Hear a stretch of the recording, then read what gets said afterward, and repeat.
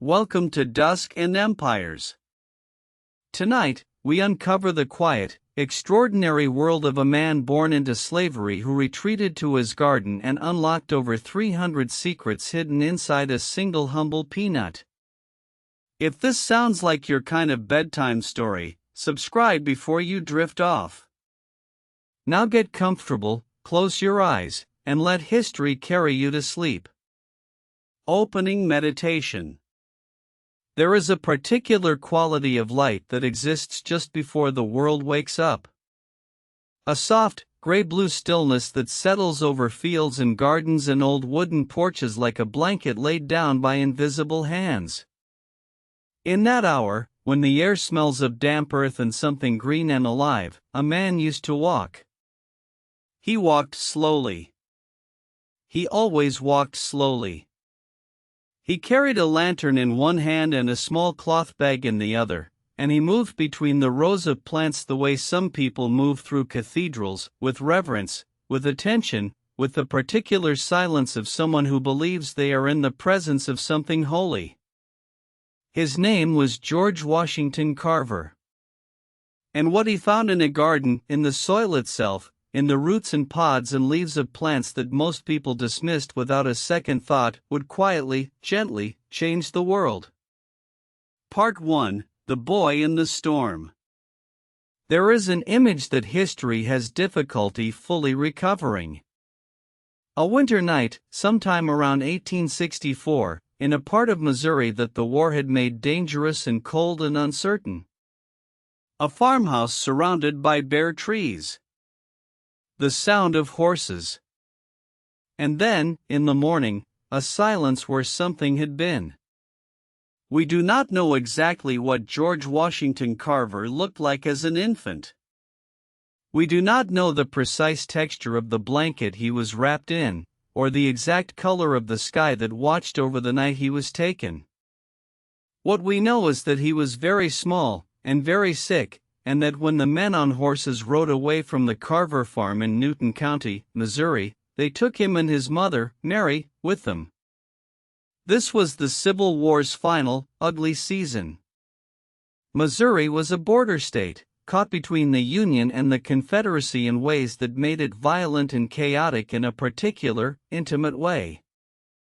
Neighbors turned on neighbors. Farms were raided in the dark. Enslaved people, and there were still enslaved people in Missouri, even as the war ground toward its end, were sometimes stolen, sold south, separated from whatever fragile geography had been their home. Mary Carver was enslaved. She was owned by Moses and Susan Carver, German-American immigrants who had settled in Newton County and built a farm from the rocky Missouri soil.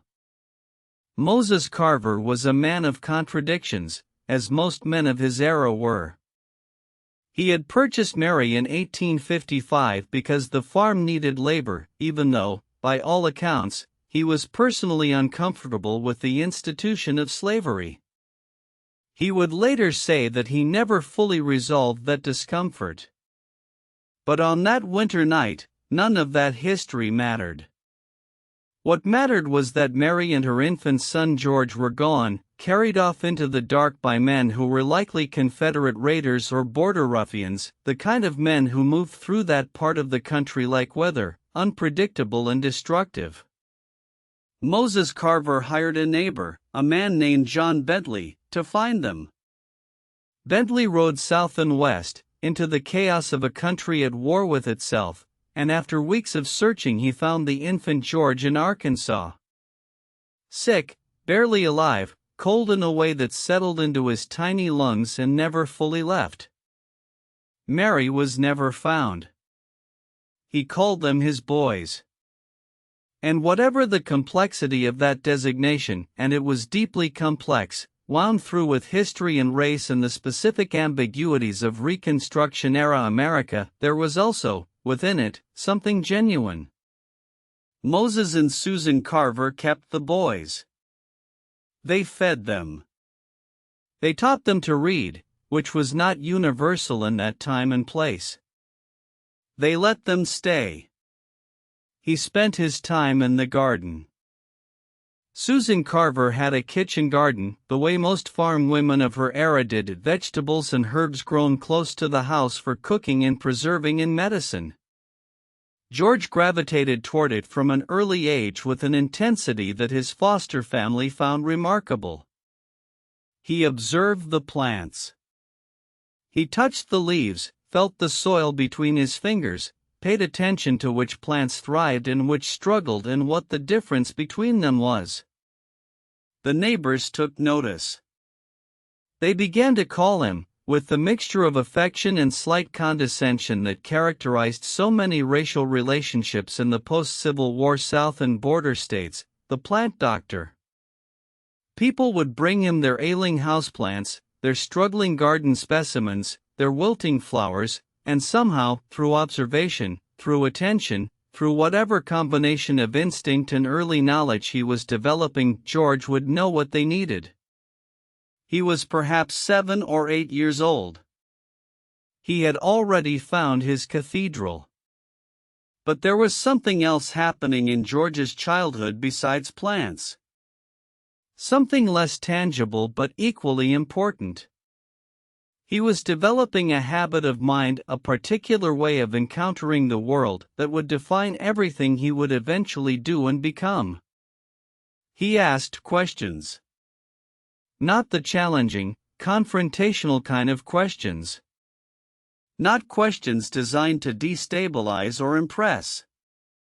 Quiet questions. Patient questions.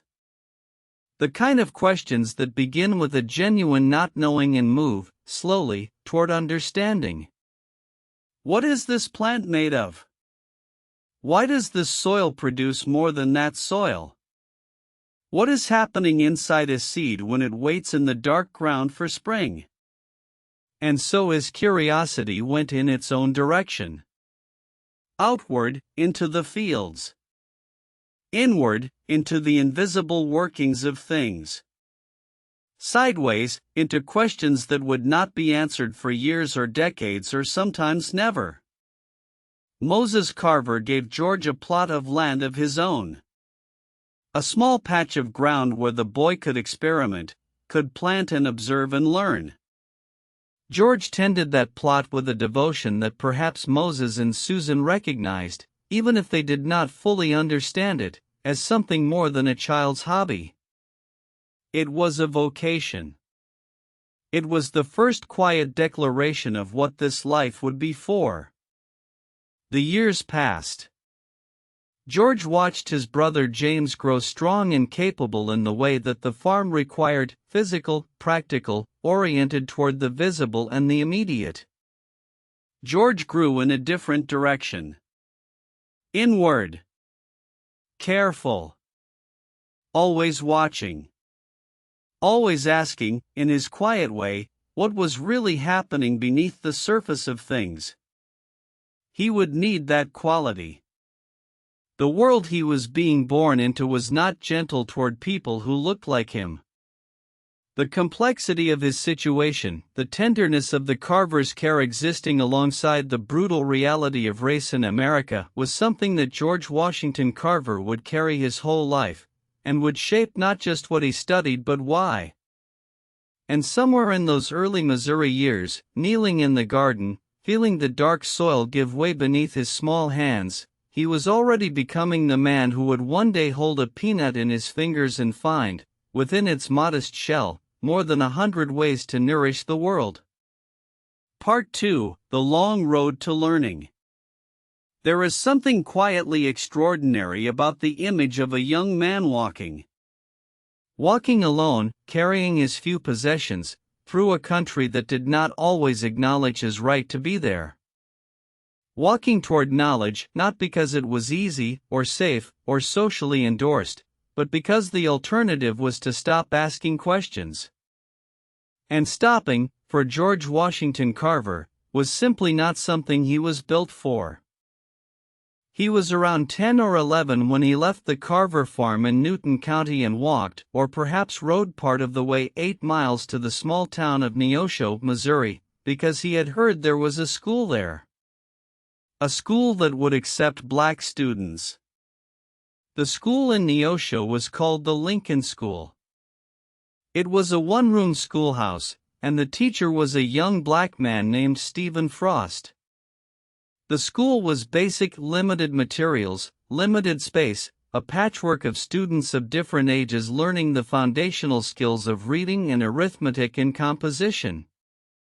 But for George, who had been teaching himself from whatever printed material he could find on the Carver farm, who had developed a hunger for formal learning that the farm could not satisfy, it was extraordinary. He found lodging with a black couple in Neosho, Mariah and Andrew Watkins. Mariah Watkins was a woman of strong faith and strong opinions, a midwife and healer who became one of the significant figures in George's early life.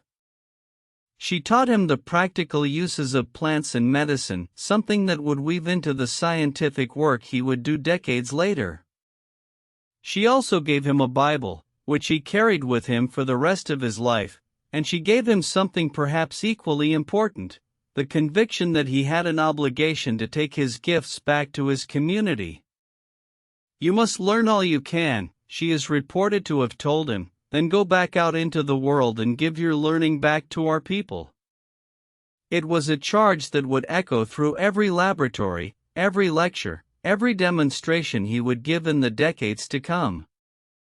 After exhausting what Neosho could teach him, George moved on.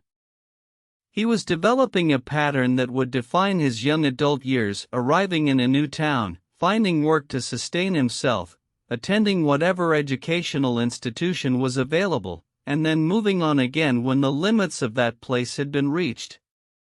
He moved to Fort Scott, Kansas. To Olathe, Kansas. To Minneapolis, Kansas, not the Minnesota city, but a small Kansas farming town where he finished high school in his mid-20s, older than his classmates by years. Each town was a small education in itself. Each job, laundry work, cooking, farming, housecleaning, taught him something about the material world, about what people needed, about how work and knowledge intersected. He was never simply surviving. He was always, simultaneously, observing. And throughout these wandering years, he never stopped paying attention to plants. He collected specimens. He pressed flowers between the pages of books and catalogs. He kept notes, in whatever form was available to him, about the characteristics of different soils and growing conditions.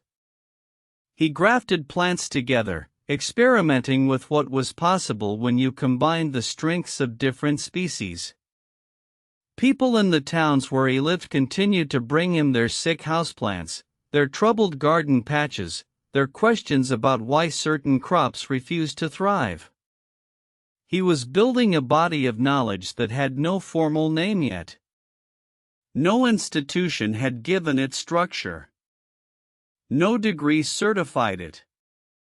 It existed, quietly and precisely, in his hands and his eyes and his patient, questioning mind. In 1885, he applied to Highland College in Kansas. He was accepted by letter.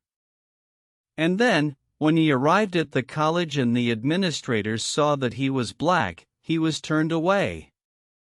He does not seem to have spoken about this moment in terms of devastation, though devastation is perhaps the only appropriate word. What he did instead was what he always did, he continued.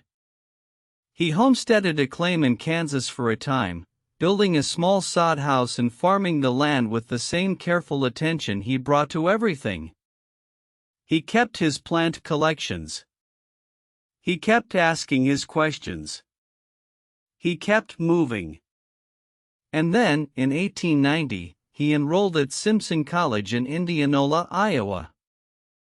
Simpson College was a small Methodist school, and it accepted George Washington Carver, accepted him genuinely, without the reversal that Highland College had inflicted.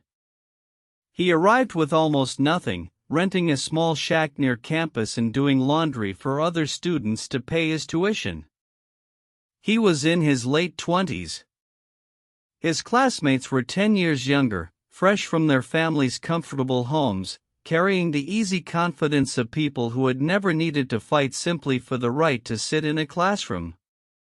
He studied art initially. He was a gifted painter, an aspect of his character that is often overlooked in the larger story of his scientific work. His paintings of plants were detailed and beautiful, the work of someone who looked at natural forms with genuine aesthetic as well as scientific attention. His art teacher, Etta Budd, recognized his talent. She also recognized something else, his deeper passion for botany. It was Etta Budd who suggested that he transfer to Iowa Agricultural College, known today as Iowa State University, in Ames. Her father, Joseph Budd, was a horticulture professor there. She wrote to her father about Carver. Joseph Budd wrote back. And in 1891, George Washington Carver enrolled at Iowa Agricultural College, becoming the first black student the institution had ever accepted. Iowa State was different from anything George had encountered before. It was a research institution, oriented toward the practical science of agriculture, staffed by people who took seriously the question of how to make the land more productive. And it was there, in that environment of greenhouses and laboratories and fields of experimental crops, that the scattered, self-taught knowledge that George Washington Carver had been accumulating since childhood finally found a formal framework. He thrived. He more than thrived. His professors recognized almost immediately that they had someone extraordinary in their midst. He had a gift for mycology, the study of fungi, that his mentor, Louis Pamel, described as exceptional. He understood plant disease with an intuitive precision that even the institution's more formally trained students could not match. He worked in the greenhouse, developing relationships with plants the way some people develop relationships with friends, paying close attention, learning individual characteristics, noticing what each specimen needed to be fully itself. He earned his bachelor's degree in 1894 and was invited to stay on for a master's degree. He was also offered a position on the faculty, the first black faculty member Iowa State had ever had, in the campus greenhouse. The photograph from that period shows him in a suit, with a flower in his buttonhole, looking quietly, deeply satisfied. Not triumphant. Satisfied. The way a person looks when they have finally arrived somewhere they were always meant to be. His master's thesis was a careful study of plant pathogens, specifically the fungal diseases that attacked various crop plants in the Midwest. It was meticulous work, scientifically rigorous, the kind of foundational research that earns respectful citations in academic papers. His professors at Iowa State would later say that he could have had a distinguished career in academic research right there, in the comfortable university environment, surrounded by colleagues who had come to respect him. He had other plans. Or rather, other plans had him. Because in 1896, a letter arrived. A letter written in a careful, formal hand, by a man who was building something extraordinary in the Deep South, a school, a mission, a project of black self-determination in one of the most hostile environments in the country. The letter was from Booker T. Washington. And everything was about to change. Part 3, The Invitation and the Institute. There is a kind of convergence that history sometimes arranges, two people, shaped by entirely different experiences, arriving at the same moment with complementary and necessary gifts. Booker T. Washington and George Washington Carver were not the same kind of man. They did not always agree. Their relationship would prove complicated in ways that only revealed themselves slowly, over years of working in close proximity under enormous pressure. But in 1896, when Washington wrote to Carver and invited him to come to Tuskegee, it was one of those genuine convergences.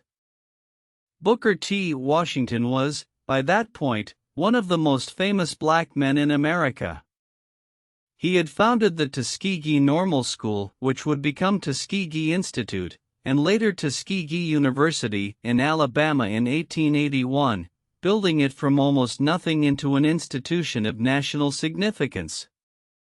His philosophy was practical: teach black Americans skilled trades, make them economically indispensable, demonstrate through productivity and self-sufficiency that the argument for racial equality was not theoretical but visible and economic. He needed an agricultural department. He needed someone who could teach the science of farming to students who would go back to southern communities still struggling under the crushing weight of sharecropping, soil exhaustion, and the systematic economic oppression that had replaced legal slavery with something almost as constraining. He needed someone who could take the knowledge of the laboratory and bring it into the fields. He had heard about George Washington Carver. And so he wrote. Washington's letter was warm but also frank. He offered Carver the chance to lead the Department of Agriculture at Tuskegee. He offered a salary modest and a house and some laboratory space. He made clear what the work would be: not the quiet, individual research of an academic institution, but the messier, more demanding, more human work of teaching students who were starting from almost nothing, in a region that was actively hostile to black advancement. He accepted. When George Washington Carver arrived at Tuskegee in October of 1896, what he found was both promising and deeply challenging. The campus was in the process of being built, literally built, by the students themselves, which was part of Washington's educational philosophy. The buildings were brick, made from clay the students had dug and fired. The roads were red Alabama dirt. The air was thick and warm, even in October, with the particular humidity of the deep South.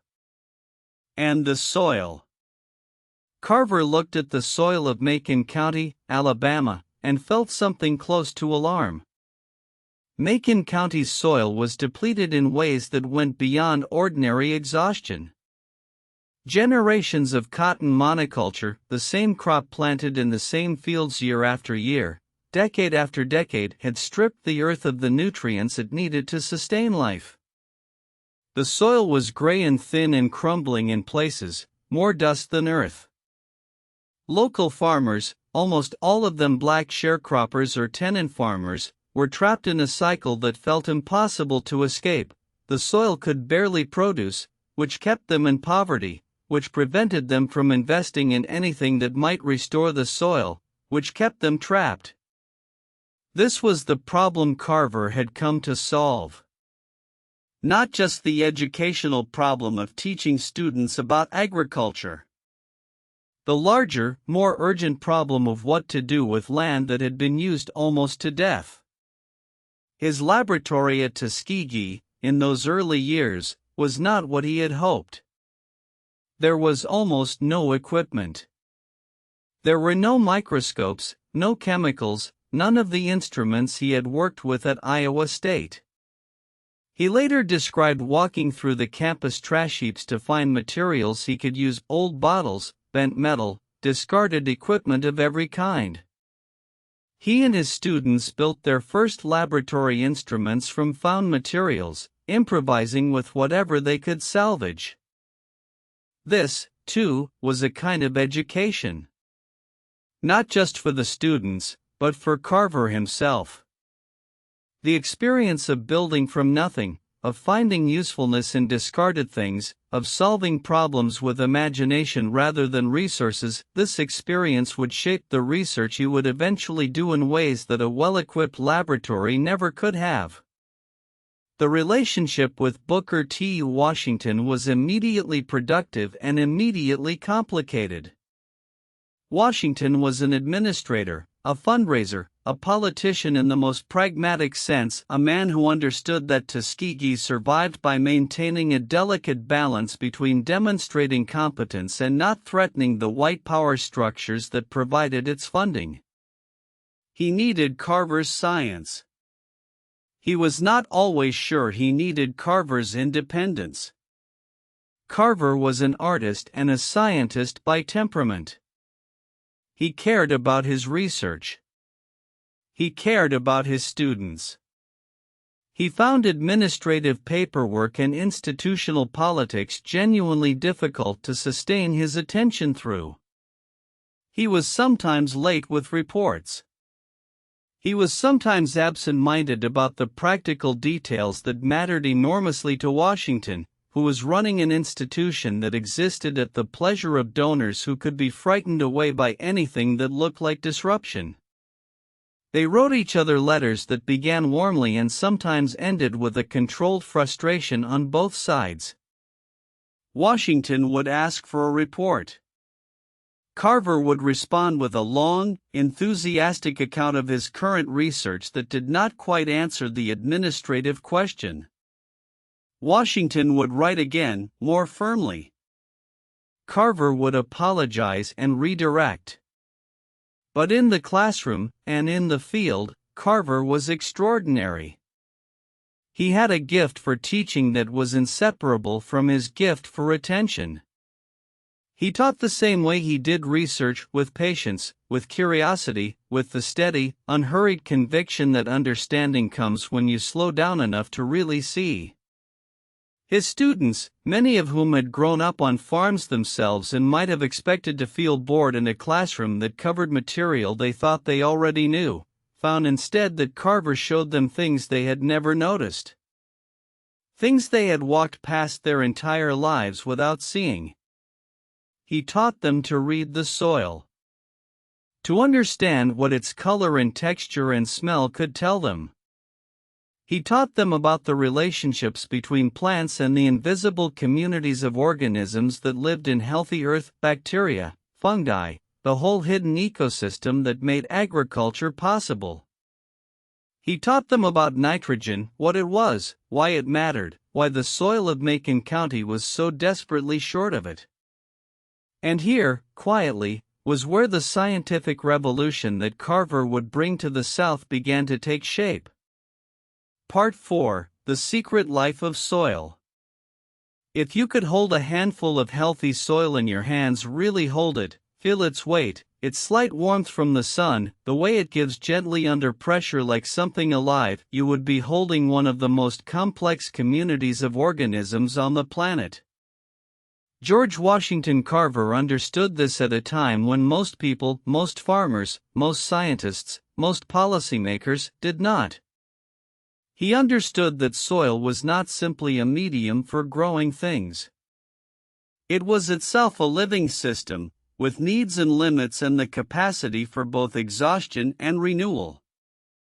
The soil of Macon County, Alabama, told a story that Carver read with the same attention he brought to everything. And the story it told was one of extraction without return. Cotton is a demanding crop. It takes a great deal from the soil, particularly nitrogen, the element that plants use to build their proteins and grow their tissue. Under natural conditions, the soil replenishes its nitrogen through a complex cycle involving bacteria, decaying organic matter, and the particular chemistry of healthy earth. But when you grow the same crop in the same field, year after year, without rotation, without rest, without returning nutrients to the ground, the cycle breaks. The bacteria that fix nitrogen from the air cannot keep up with the demand. The organic matter runs out. The soil becomes, in the truest sense, depleted. This is what had happened across enormous swaths of the American South. The plantation economy, built on the intensive cultivation of cotton, had mined the soil the same way that extractive economies mine coal or copper, taking everything useful and leaving behind the exhausted remainder. And when the plantation economy collapsed with the Civil War, what it left behind were black farmers, many of them sharecroppers, legally free but economically constrained in ways that amounted to a different form of bondage, farming that same exhausted soil. Carver began talking about crop rotation. The concept was not new. Ancient Roman farmers had understood that land needed to rest and rotate. European agricultural reformers of the 18th and 19th centuries had written extensively about the benefits of planting different crops in sequence. But in the American South, particularly in communities where farmers were surviving on the thinnest of margins and could not afford to experiment, the idea had never fully taken hold. Carver's specific insight was to connect crop rotation to the particular plants that were most effective at restoring nitrogen to depleted southern soil. And those plants, he came to understand, were legumes. Legumes are a family of plants that includes beans, peas, clover, and, crucially, peanuts. They have a remarkable biological adaptation, a symbiotic relationship with certain soil bacteria called rhizobia, which live in nodules on the plant's roots. The rhizobia take nitrogen from the air, which makes up roughly 78% of the atmosphere, and convert it into a form that plants can use. When the legume plant dies and decomposes, that nitrogen returns to the soil. Plant legumes in your exhausted field, Carver told the farmers of Macon County. Let them grow. Turn them under.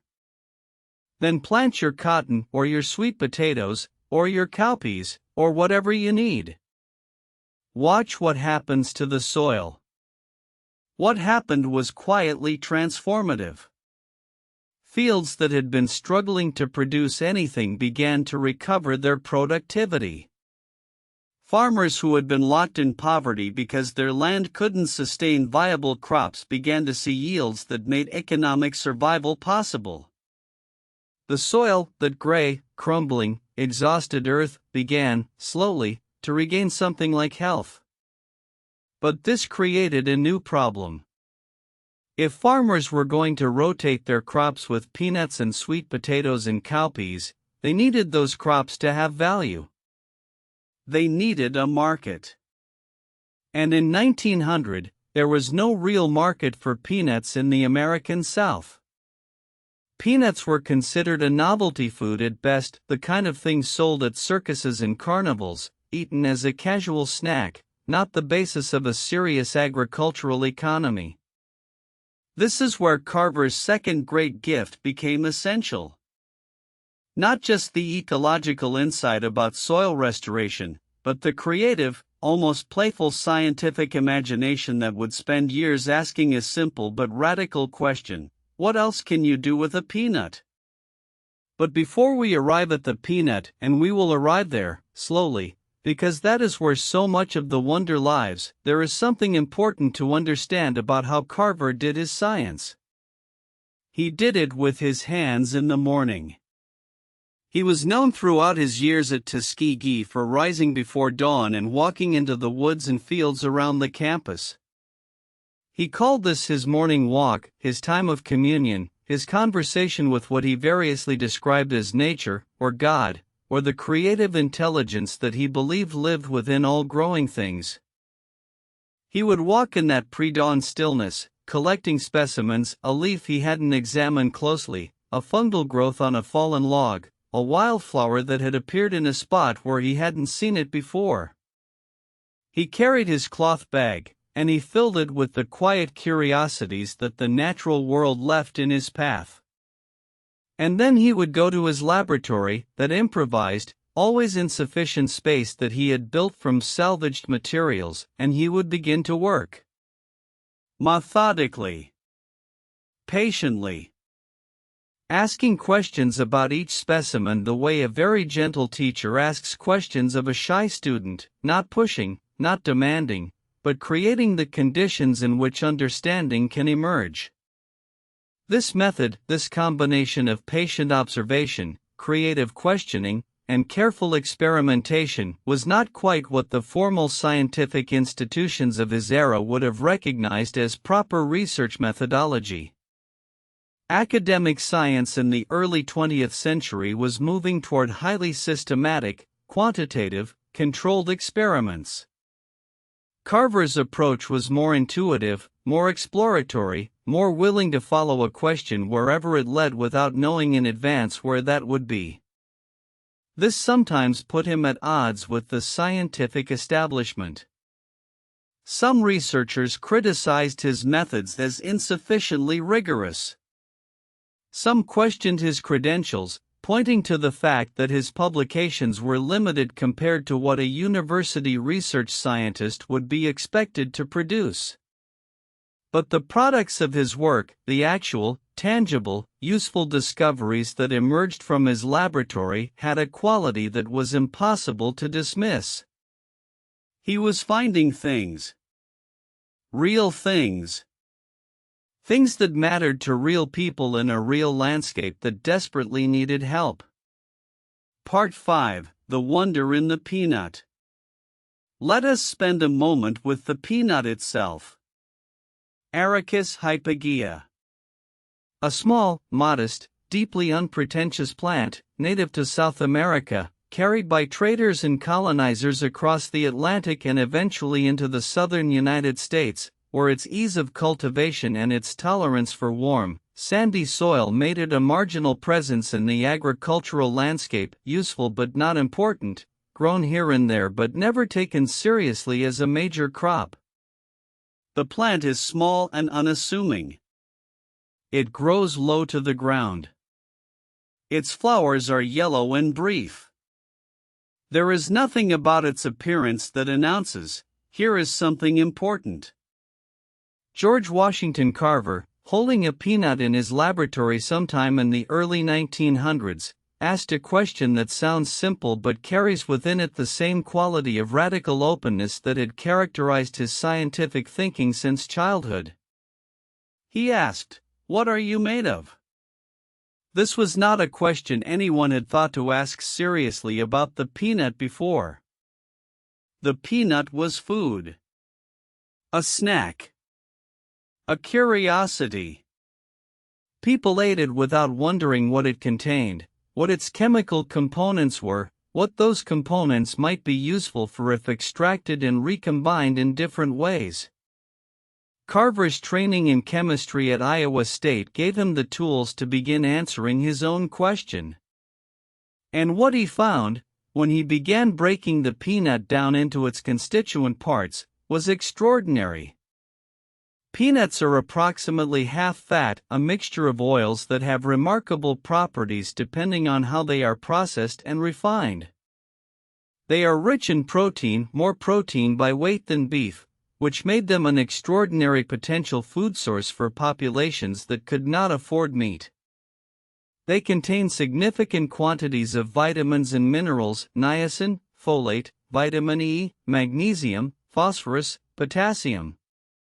Carver was not content to simply identify these components. He began asking what each of them could become. The oils could be refined into cooking oil, into soap, into lubricants, into cosmetics, into paint. The proteins could be processed into foodstuffs of various kinds, into plastics, into fibers. The entire peanut, roasted and ground, became of course peanut butter, a food that Carver did not invent but whose popularization he significantly advanced. The shells, which most people discarded as waste, could be used as fuel, as mulch, as a medium for growing other plants. He worked through this systematically, following each question to its answer and then finding that the answer opened 3 more questions. His laboratory notebooks from this period are remarkable documents filled with careful observations, with chemical formulas, with sketches of apparatus, with the looping, exploratory handwriting of a mind in constant, joyful motion. By his most famous count, and historians have debated the exact number over the years, Carver eventually developed more than 300 products derived from the peanut. 300. cooking oil, soap, shampoo, shaving cream, rubber, laxative, cosmetics, printer's ink, wood stain, plastics, synthetic milk, coffee substitute, Worcestershire sauce. The list went on, growing with each new question, each new experiment, each new morning walk during which a fresh idea emerged. Some of these products were more practical than others. Some were demonstrations of possibility rather than commercially viable inventions. The peanut-derived rubber, for instance, was never adopted at commercial scale. The synthetic milk, while nutritionally interesting, was not competitive with dairy in taste or cost. But the list as a whole represented something more important than any individual product. It represented a proof of principle. It proved that a dismissed crop, grown in depleted soil, could be the foundation of an entire economic ecosystem. It proved that poverty and marginality and the specific devastation of the post-plantation South were not permanent conditions but challenges to which creative scientific attention could find real, practical responses. And it made the peanut valuable. Once farmers in the South understood that peanuts had genuine commercial potential, that there were markets for peanut oil and peanut butter and peanut-derived products of many kinds, they began to grow peanuts as a serious crop. And growing peanuts restored their soil. And restored soil grew more productive crops. And more productive crops meant more economic stability. The cycle that Carver had identified and worked to break: exhausted soil, trapped farmers, poverty that prevented investment, began, slowly, in the communities touched by his work and his teaching, to reverse. He did parallel work with the sweet potato, developing more than 100 products from that crop as well, from flour to molasses to synthetic rubber to paper. And with the pecan, and with the cowpea, and with the clay soils of Alabama, which he found he could process into paints and dyes that were both beautiful and durable. He was not just a botanist, though botany was his foundation. He was a chemist, an agricultural scientist, an industrial designer, a nutritionist, a soil scientist, an artist, and a kind of deeply practical visionary, someone who looked at the world that existed and saw, with patient, unhurried clarity, what it could become. Part 6: The Movable School. There is a particular kind of loneliness that belongs to people who work at the edge of what their institution can understand. Tuskegee was, in many ways, the right place for George Washington Carver. It was a black institution, built and sustained by black effort, oriented toward the practical improvement of black lives in the South. The work Carver was doing, making science useful to impoverished farmers in Macon County, aligned perfectly with Tuskegee's mission.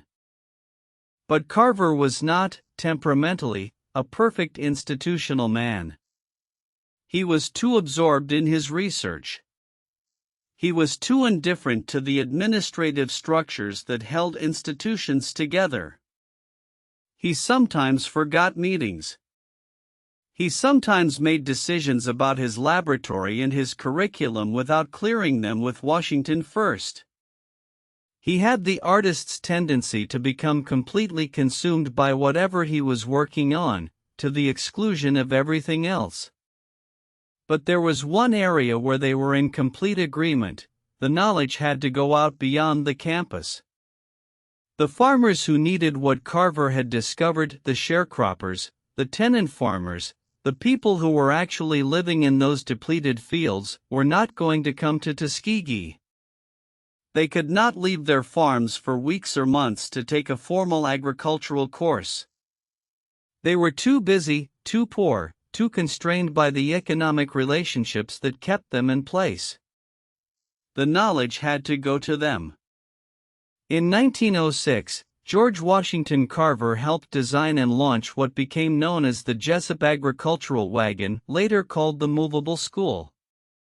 The basic concept was elegant and simple: take the laboratory and the demonstration out of the campus and into the field.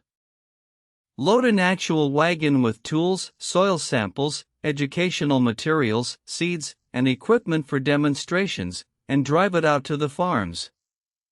The wagon would arrive in a community, and Carver, or one of his trained assistants, would set up demonstrations showing farmers how to test their soil, how to implement crop rotation, how to improve their yields with minimal additional investment.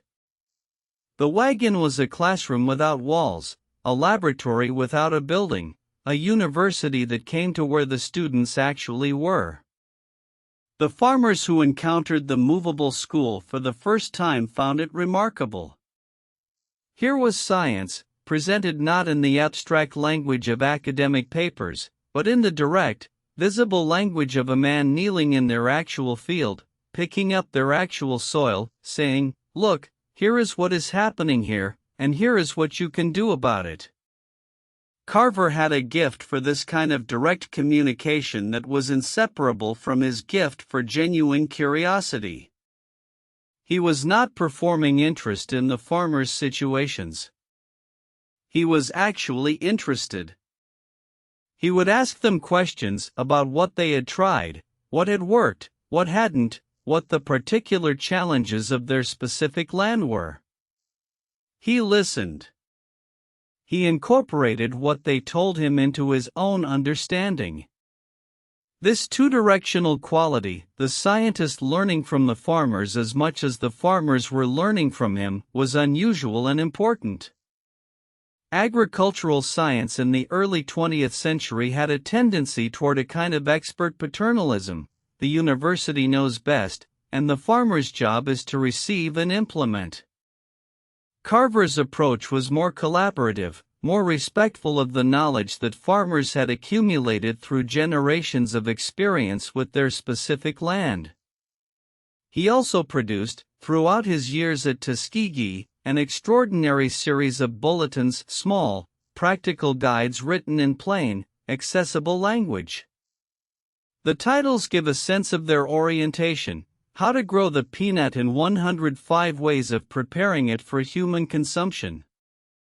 How to Grow the Tomato in 115 Ways to Prepare It for the Table. 3 delicious meals every day for the farmer. These were not academic papers. They were instructions, written for real people in real kitchens and on real farms, designed to be immediately useful.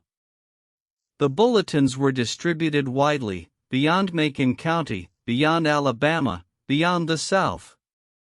They were read by farmers and home economists and community leaders across the country. They were translated and distributed internationally.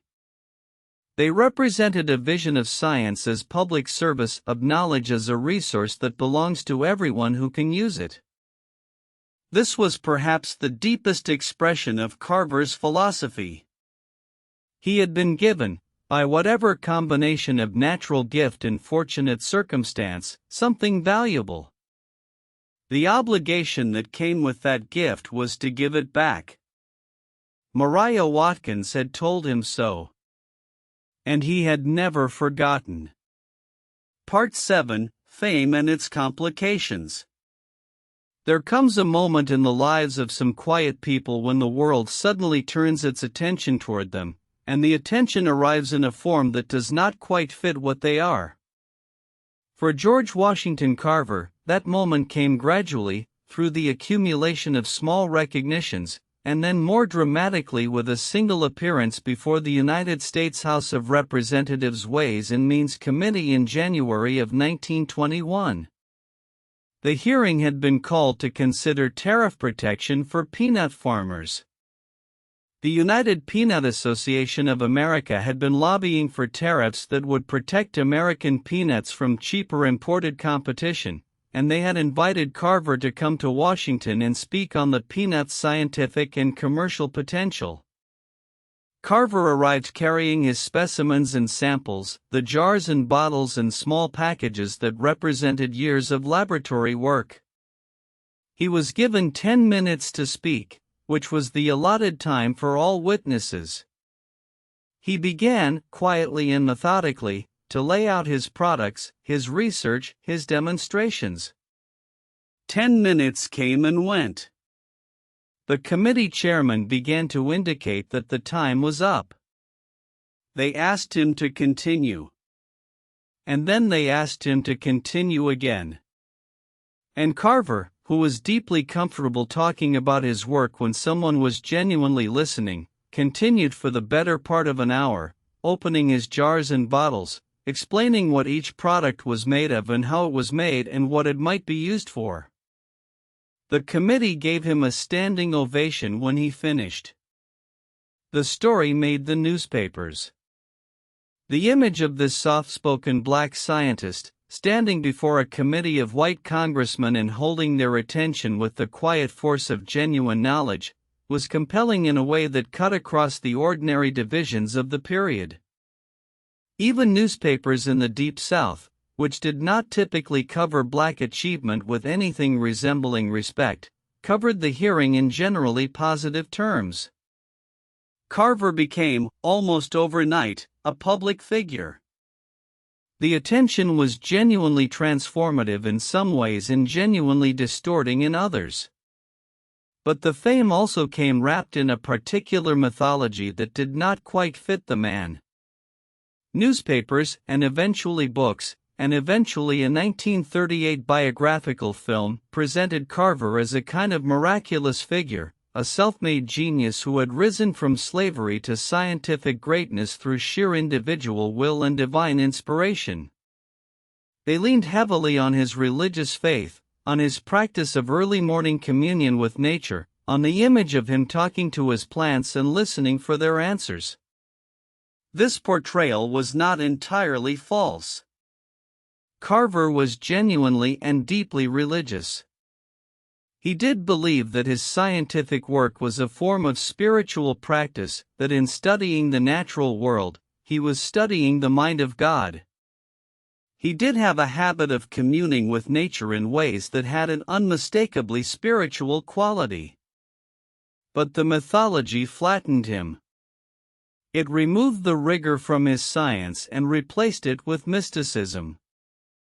It removed the political dimensions of his work, the explicit connection between agricultural science and racial justice, between soil restoration and economic liberation, and replaced them with a more comfortable story about individual inspiration. It also, in a way that was perhaps inevitable given the racial politics of early 20th century America, made him acceptable to white audiences partly by making him non-threatening. He was presented as grateful, humble, focused on his plants rather than on racial equality, devoted to his work in a way that kept him safely outside the more confrontational civil rights conversations that were beginning to gather force. This presentation was not entirely his fault, and it was not entirely his choice.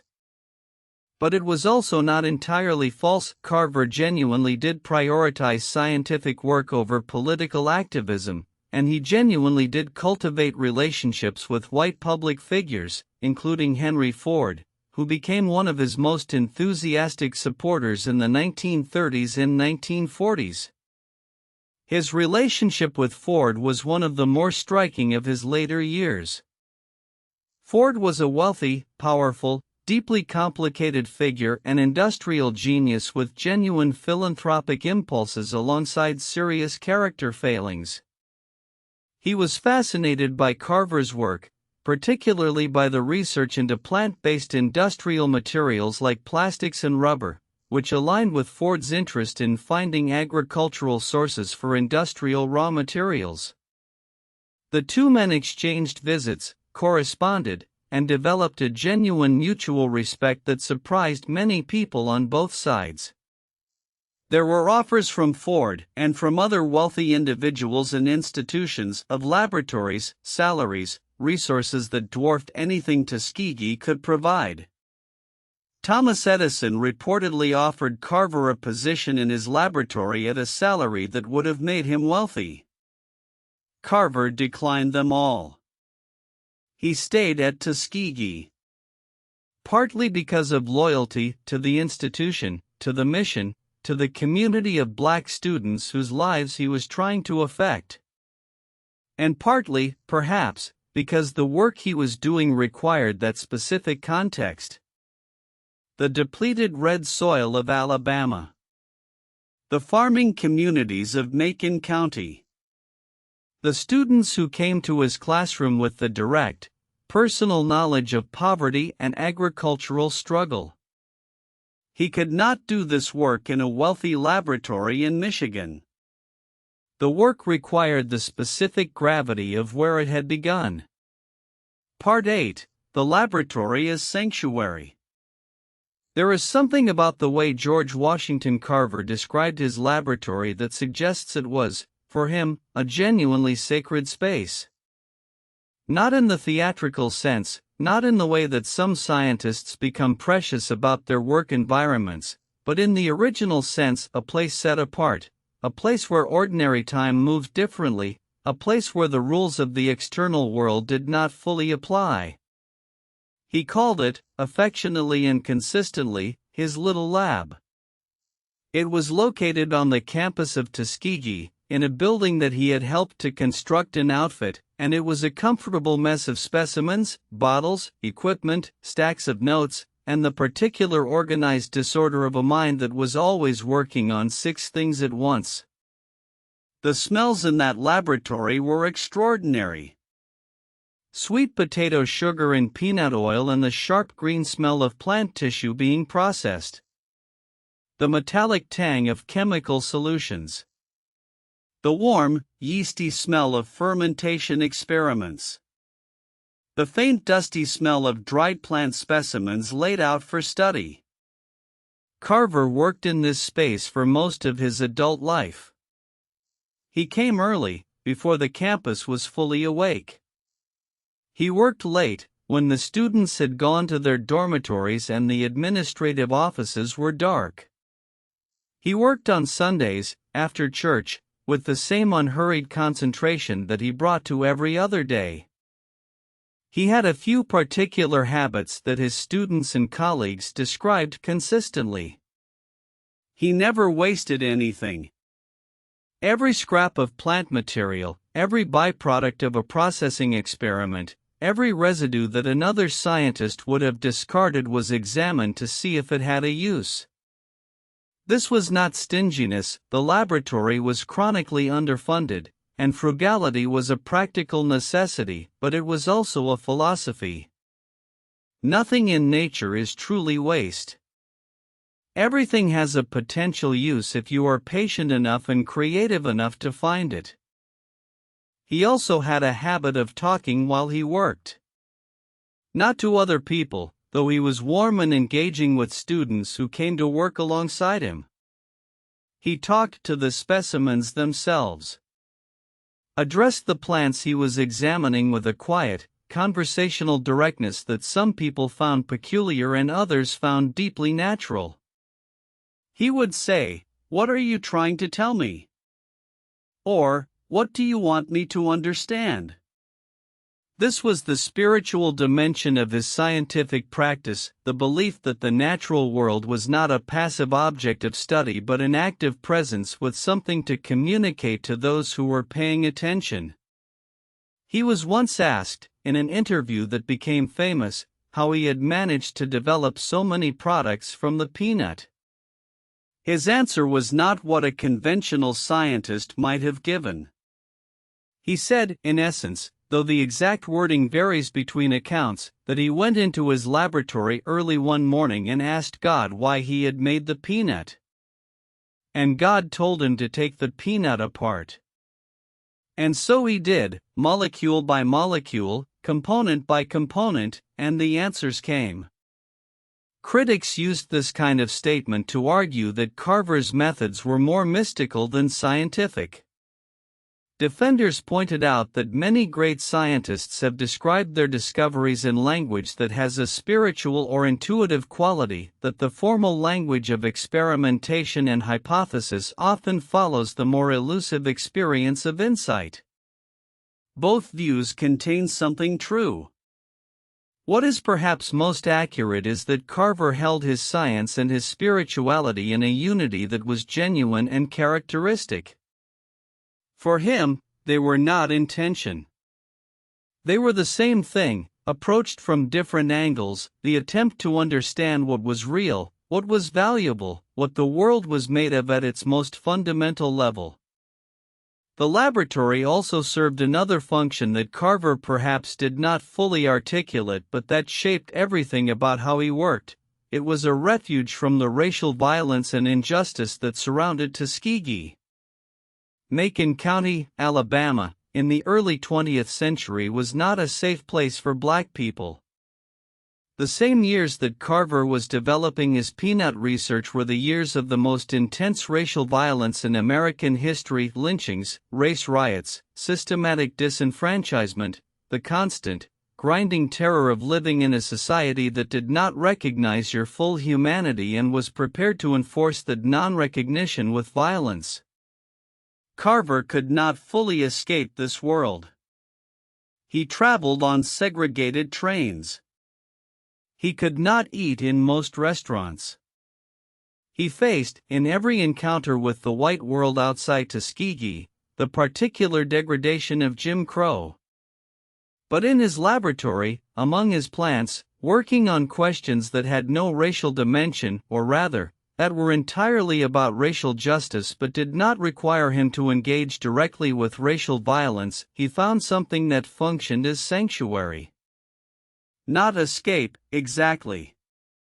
More like a space in which the full range of his humanity could be exercised, uncontested, without the constant friction of a world that would diminish it.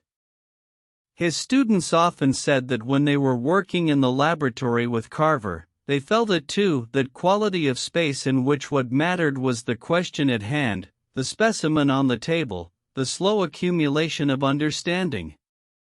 The outside world, with all its injustice and danger, receded. Inside, there were only the plants, and the questions, and the long, patient work of discovery. Part 9: The Legacy of Soil. Sometime in the 1930s, as George Washington Carver moved into the quieter final chapter of his life, the peanut became, formally and officially, one of the most important crops in the American South. This did not happen through a single moment of decision. It happened the way most real agricultural change happens, slowly, through the accumulation of small choices made by thousands of individual farmers, responding to the evidence of their own fields and the practical information that was reaching them through Tuskegee's bulletins, through the movable school, through the informal networks of agricultural knowledge that communities build when they are paying attention. By 1940, peanuts were the second largest cash crop in the American South, surpassed only by cotton. The states of Virginia, Georgia, and the Carolinas had become major peanut-producing regions. The peanut butter industry, which had been essentially non-existent at the beginning of the century, had grown into a significant national food industry. Peanut oil was being used in cooking and in industrial production. The market that Carver had helped to create, by demonstrating the peanut's extraordinary range of potential uses, had become real and economically substantial.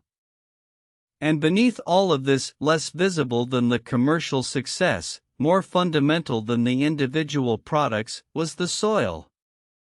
The rotation systems that Carver had spent decades teaching, peanuts and sweet potatoes alternating with cotton, nitrogen-fixing legumes alternating with nitrogen-demanding crops, had transformed the health of southern agricultural land in ways that showed up in yield data, in soil composition studies, in the simple, visible fact that fields that had been graying toward sterility were producing again. This was perhaps the most durable legacy of Carver's scientific work. not any individual product, not even the most famous of his peanut discoveries, but the restoration of land. The slow, patient, biological process of returning to southern soil the health that a century of exploitative agriculture had removed. This is a legacy that does not photograph well. It does not make a compelling image for a newspaper story or a museum exhibit. You cannot hold it in your hand. But it is real, and it persists, in the chemistry of the earth itself, in ways that continue to matter to everyone who farms that land. Carver spent his later years at Tuskegee increasingly celebrated but also, in some ways, increasingly isolated. Booker T. Washington had died in 1915, and the new administration of Tuskegee had a different relationship with Carver, respectful, but also sometimes frustrated by his continued resistance to administrative conformity. He remained a beloved figure on campus, the old professor whom everyone knew, whose laboratory was a permanent fixture of campus life. He also corresponded, throughout these years, with an extraordinary range of people. Scientists, farmers, politicians, students, ordinary citizens who had read about his work and written to ask questions. He answered these letters with patience and specificity, offering advice, sharing research, expressing genuine interest in the situations of people he had never met. He received honorary degrees from Simpson College, from Rochester University, from others. He was elected a Fellow of the Royal Society of Arts in London, a rare honor for an American scientist of any race. He was appointed to various governmental and advisory bodies. In 1938, a biographical film about him was released, George Washington Carver, produced as part of a series of films about famous Americans. The film was well-intentioned and popular, and it significantly expanded public awareness of Carver's work. It also, as noted earlier, leaned into the mythology, the miraculous self-made genius narrative, more than the complex, politically engaged, scientifically rigorous reality. Carver seems to have been at peace with this, or at least resigned to it. He was not, by temperament, someone who expended much energy fighting over how he was represented. He had his work. He had his laboratory. He had his morning walks. These things were real and sustaining in a way that public image management was not. He was also, in these years, in genuine physical decline. The lung weakness that had begun with his infant illness had never fully resolved, and decades of working in a laboratory without always adequate ventilation, with chemical fumes and plant processing and the dust of dried specimens, had taken a further toll. He walked with a cane. He tired more easily. The early morning walks became shorter. But the questions never stopped. His laboratory notebooks from the final years of his life show the same quality of engaged, patient curiosity that they had shown in the 1890s. He was still following new threads. Still asking what else, what if, what might be possible if you looked at this familiar thing from a different angle. Part 10: The Inner Life of a Wondering Man. There are aspects of a life that resist easy historical summary. The private texture of a person, what they found funny, what frightened them, what they thought about in the quietest hours, these things survive only in fragments.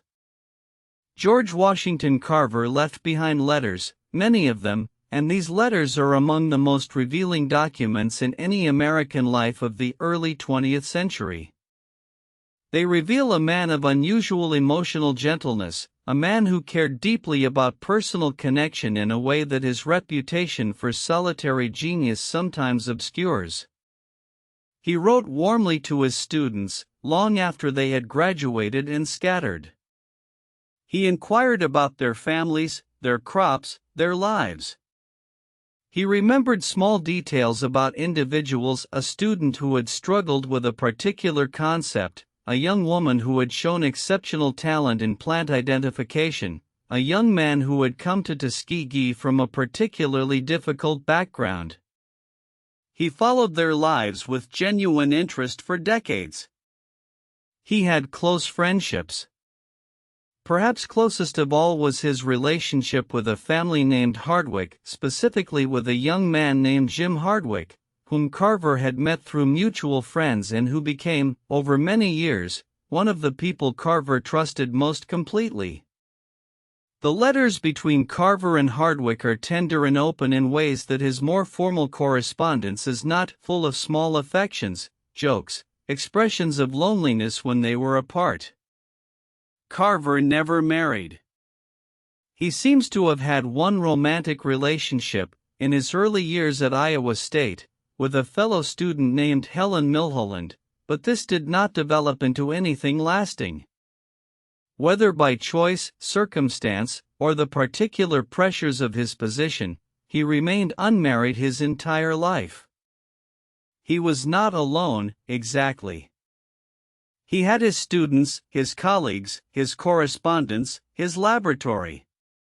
He had the particular companionship of the natural world, which he experienced as a genuine relationship. But there was a solitude at the center of his life, the solitude that belongs to people who experience the world more intensely than most and who find that this intensity is difficult to fully share. His faith was not the performing kind. He did not build his religious identity around public devotion or theological argument. He attended church, consistently and sincerely, and his faith expressed itself primarily in the quality of his attention, the conviction that every living thing was worth studying, worth understanding, worth treating with care, because every living thing was a manifestation of something beyond itself. He once wrote, in a letter that has been preserved and widely quoted, something to the effect that he had spent his life learning how to understand a peanut, and that the more he learned about the peanut, the more he understood that there was no end to what it might teach him. This was not false modesty. It was the genuine recognition, by a man who had spent 50 years in close scientific observation of the natural world, that the world's complexity was not finite. Every answered question opened more questions. Every discovery revealed more unexplored territory. The horizon of understanding, rather than moving closer as he approached it, expanded. This did not frustrate him. It delighted him. This quality, the capacity to find delight in the infinite inexhaustibility of the natural world, was perhaps the deepest thing about George Washington Carver. Not his specific discoveries, important as they were.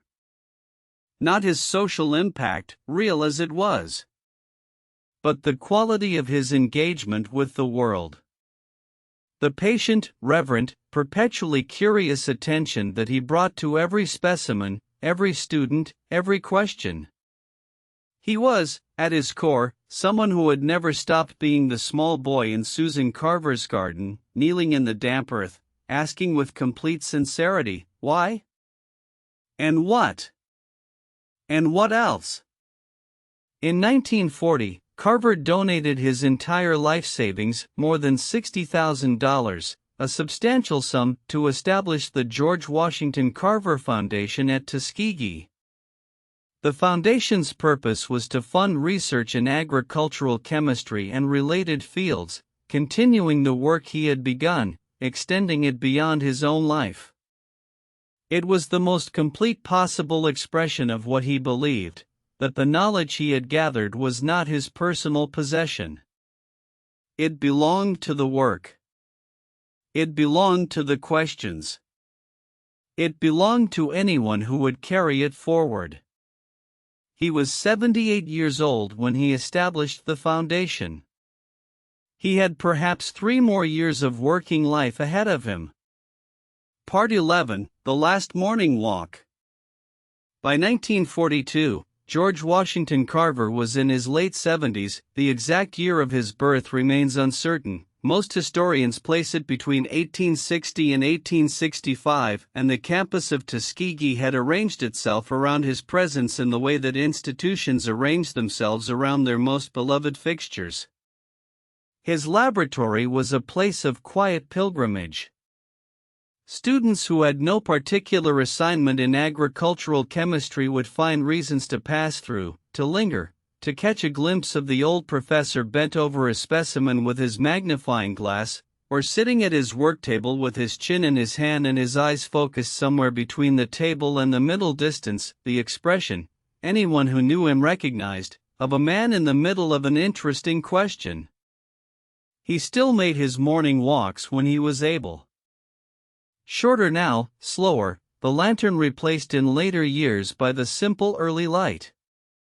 He walked to the edge of the campus, where the cultivated grounds met the Alabama woods, and he stood there in the pale light and listened to whatever the morning had to say.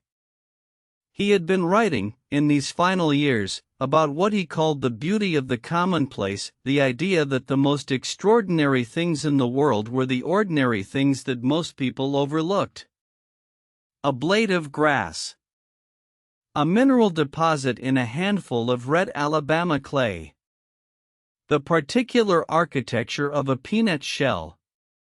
The way mycorrhizal fungi grew in lace-like networks through healthy soil, connecting the root systems of different plants into something that functioned almost like a nervous system, carrying information and nutrients in ways that science was only beginning to understand.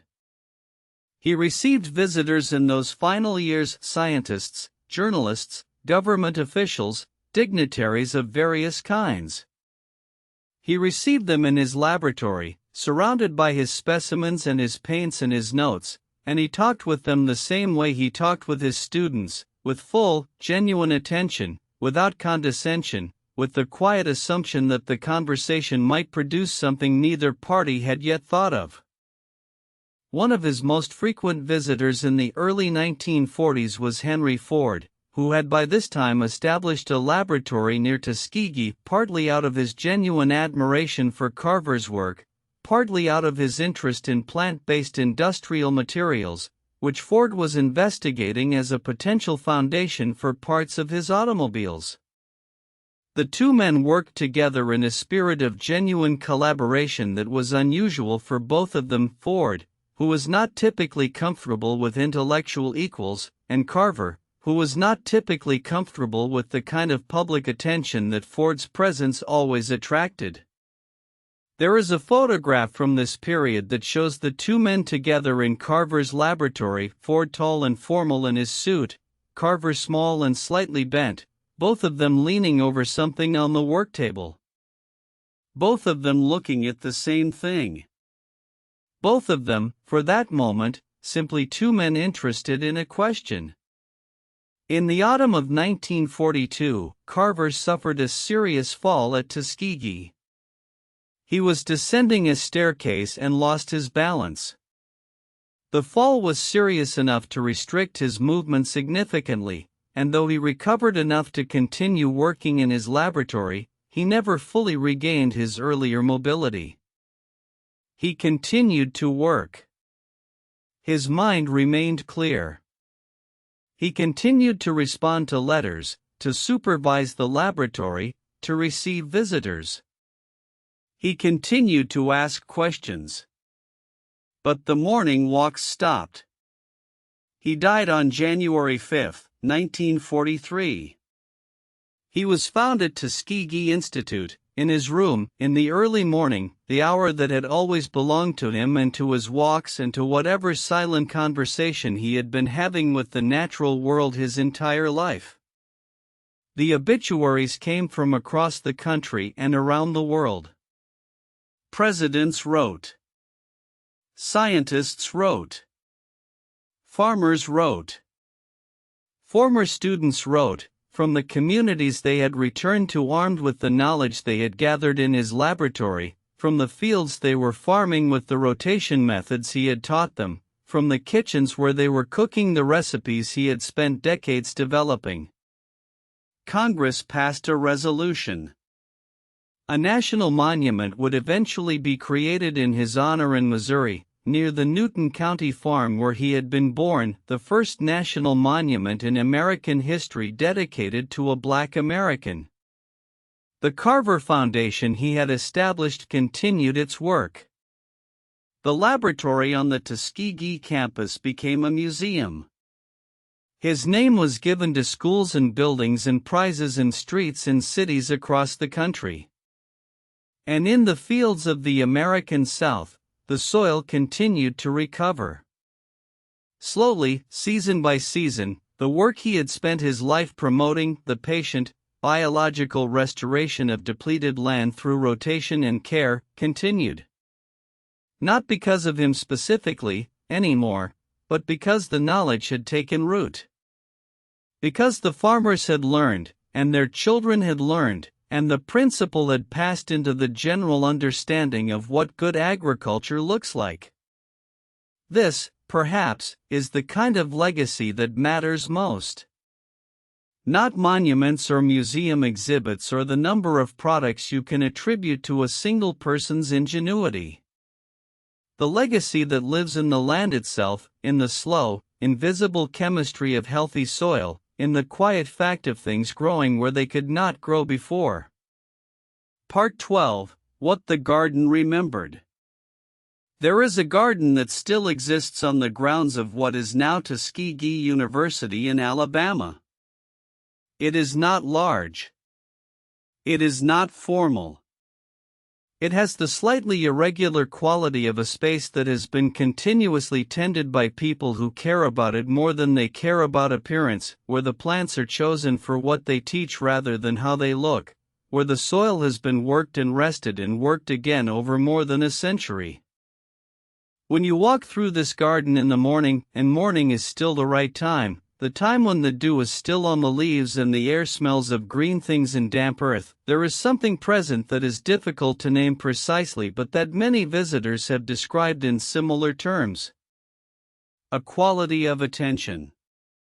A sense that this space has been observed very carefully for a very long time, and that the observation has left some residue of patient curiosity, in the soil and the air and the particular angle of the early light. George Washington Carver never claimed to have solved the problems of Southern agriculture. He never claimed to have invented more than a fraction of what popular mythology attributed to him. He was careful, in interviews and letters, to describe his discoveries in modest terms. As experiments, as possibilities, as contributions to an ongoing conversation rather than final answers. He once told a student who had expressed frustration at the pace of scientific progress at how slowly understanding accumulated, how many experiments were needed to establish a single reliable fact, that the pace was exactly right. That nature revealed itself at the pace it chose, and that the scientist's job was not to hurry that process but to stay present through it. To keep paying attention, even when attention felt like it was producing nothing. The student asked, "How do you stay patient?" Carver thought for a moment and then said, quietly, that he had never found patience difficult. That for him, the waiting was part of the work. That watching a plant grow, or watching a chemical process unfold, or waiting for the understanding of a complex system to crystallize into clarity, all of this was not delay. It was the thing itself. The destination was not separate from the journey. They were the same road. This quality, the capacity to inhabit the process fully, without anxious forward-reaching toward conclusions, is perhaps the most unusual thing about Carver among the scientists of his era. The early 20th century was a period of tremendous scientific confidence, of institutions and individuals racing toward discovery, measuring progress in the number of patents filed and papers published and commercial applications developed. Carver worked slowly. He circled his subjects. He came back to the same specimens many times, approaching from different angles, asking different questions, allowing the same material to yield successive layers of meaning. A specimen he had examined 10 years ago might be taken out and looked at again, and something new would reveal itself, something his eye had not been trained to see until the intervening decade of work had prepared it. This is how genuine understanding accumulates. Not in a straight line, not through the rapid sequential conquest of new territory, but through deepening, through the willingness to return to what you think you already know and find it stranger and richer than you remembered. George Washington Carver spent more than 40 years returning to the same soil, the same crops, the same fundamental questions about what the earth contains and what can be made from what the earth contains. And each return yielded something new. This is the inner life of real scientific curiosity, and it is also, at its deepest level, a spiritual practice. The willingness to not know. The willingness to be surprised by the familiar. The willingness to sit with a peanut, a humble and ordinary thing, and ask with complete sincerity, "What else are you? What else might you become?" Let us linger here for a moment in this garden, in this morning light. Let us think about what it means that a man born into slavery, or nearly into slavery, born in its final terrible seasons to a woman who was enslaved and who was taken from him before he knew her. Let us think about what it means that this man spent his life in a garden, attending to living things, asking what they needed, asking what they could give. There is something in this that refuses easy summary. Something that has to do with the relationship between suffering and attention, between loss and the capacity for wonder. George Washington Carver had every reason, by any ordinary accounting, to approach the world with diminishment, with bitterness, or withdrawal, or the kind of narrowing that trauma often produces. He did not narrow. He expanded. He took the specific deprivations of his early life, the lack of resources, the lack of institutional support, the necessity of building his laboratory from salvaged materials, the necessity of educating himself from scattered opportunities, and turned them into advantages. The habit of looking at discarded things and asking what they might still be good for. The habit of finding complexity in what everyone else had deemed simple. The habit of making do, and finding that making do sometimes produces discoveries that well-equipped researchers, moving too quickly past the humble and the marginal, would never find. His most famous observation, that if you love something enough, it will reveal its secrets to you, sounds, in isolation, like sentiment. But it is actually a precise description of a scientific method. Love, in this context, means sustained, patient, non-coercive attention. It means returning again and again without demanding results. It means being willing to listen more than you speak, to observe more than you conclude, to let the thing you are studying lead rather than following the hypothesis you arrived with. This is good science. And it is also something more than science. It is a way of being in the world. A practice of genuine encounter with what is real, as distinct from what is convenient or expected or already understood.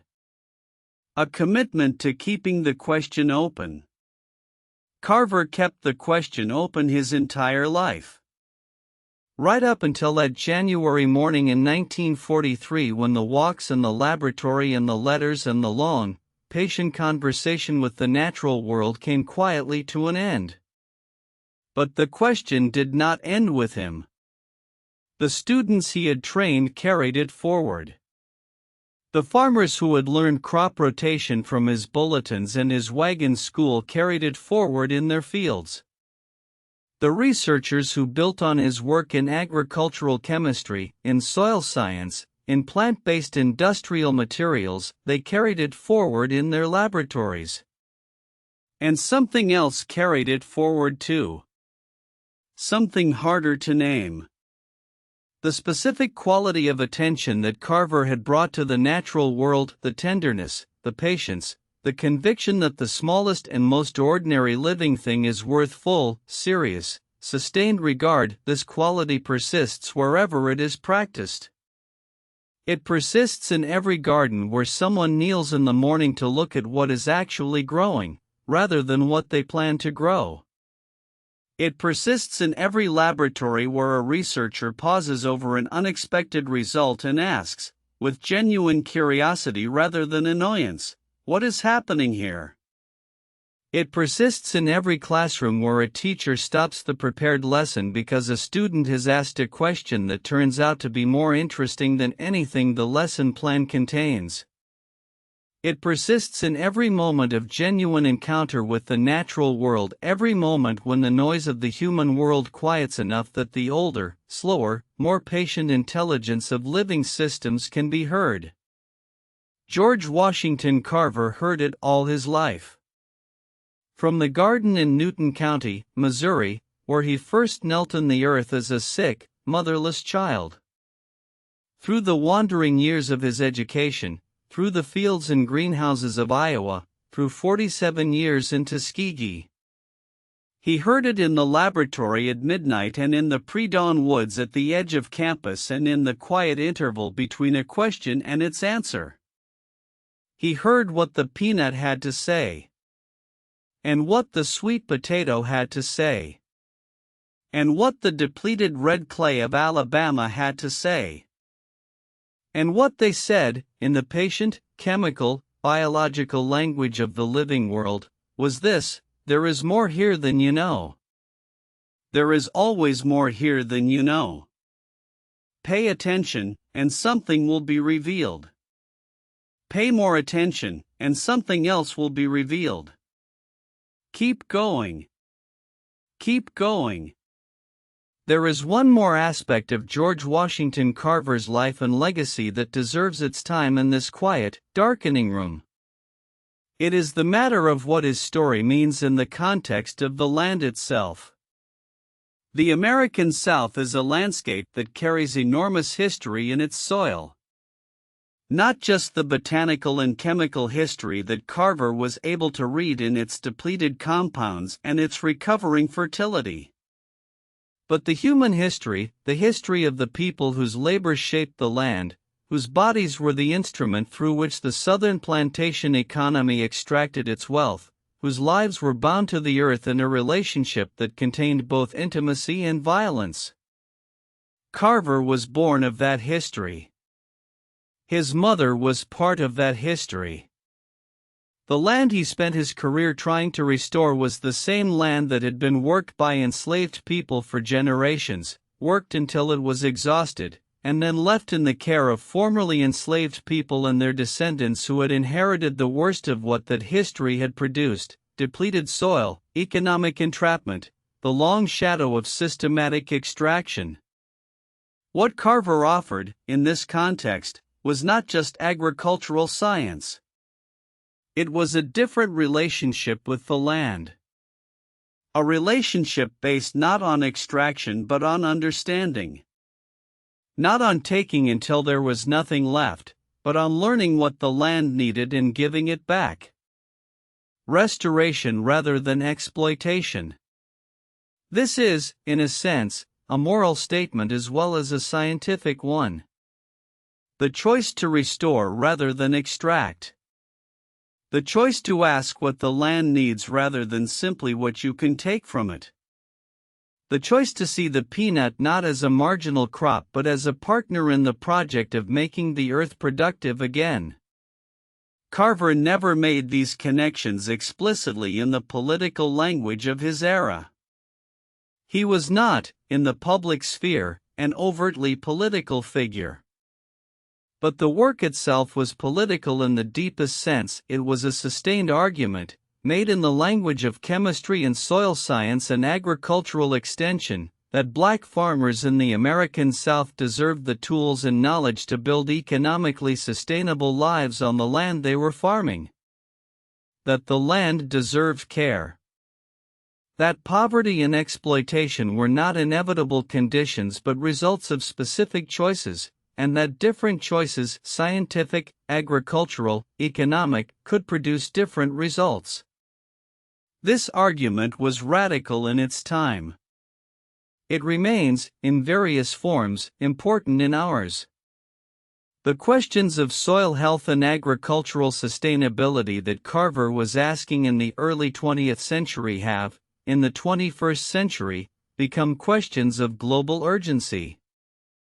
The same logic of monoculture and extraction that depleted the soils of Macon County in the 19th century has been applied, at industrial scale, across enormous portions of the world's agricultural land.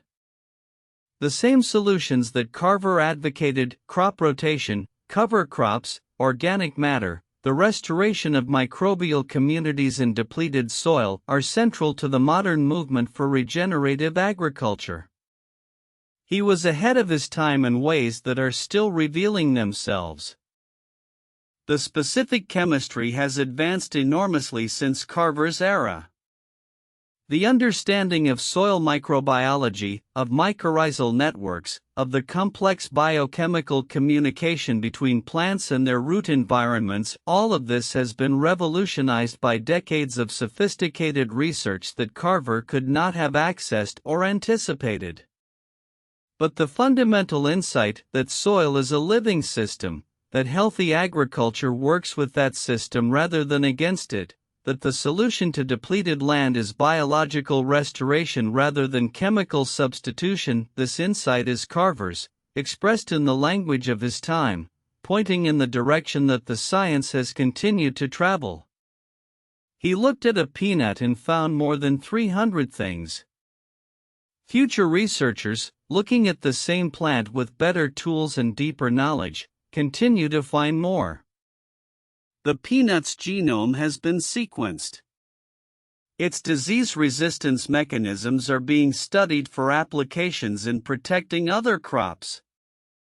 Its protein structures are being examined for new nutritional and industrial applications. The conversation that Carver opened with that modest legume has not closed. It continues, in laboratories across the world, wherever someone picks up a peanut and asks, with genuine curiosity and without knowing in advance where the question will lead, "What are you made of? What else might you become?" The question is his. The asker, whoever they are, wherever they are, is the continuation of a conversation that began in a Missouri garden in the 1870s, when a small boy knelt in the earth and asked why the plants grew the way they grew, and what they needed, and what they might be. Closing meditation.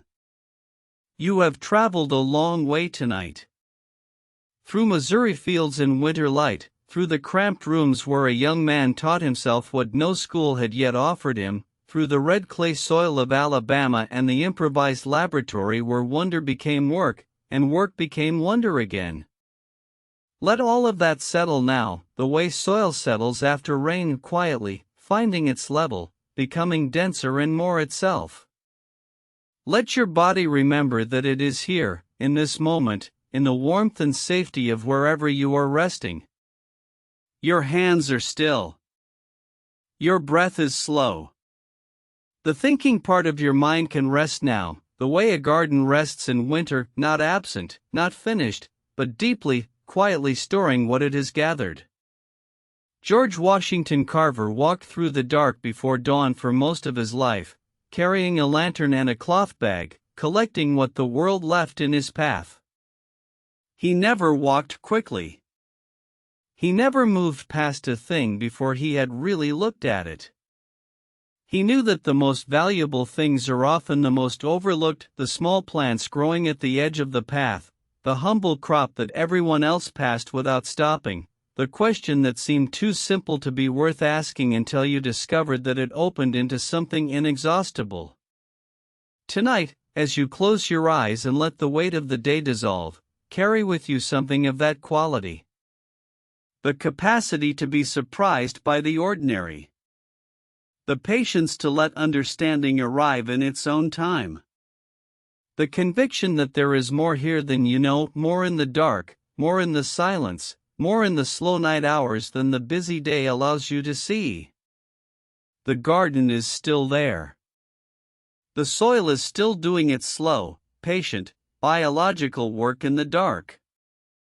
The questions are still open, the way they have always been open, the way Carver left them, not as problems to be solved and set aside, but as companions for the journey. Let your breath go deeper now. Let the last thoughts drift like seeds on still air, finding their way toward ground. The morning walk is finished. The laboratory is quiet. The lantern is set down. And in the garden, in the dark, in the living soil, something is always growing. Sleep now. If you're still awake, that's okay.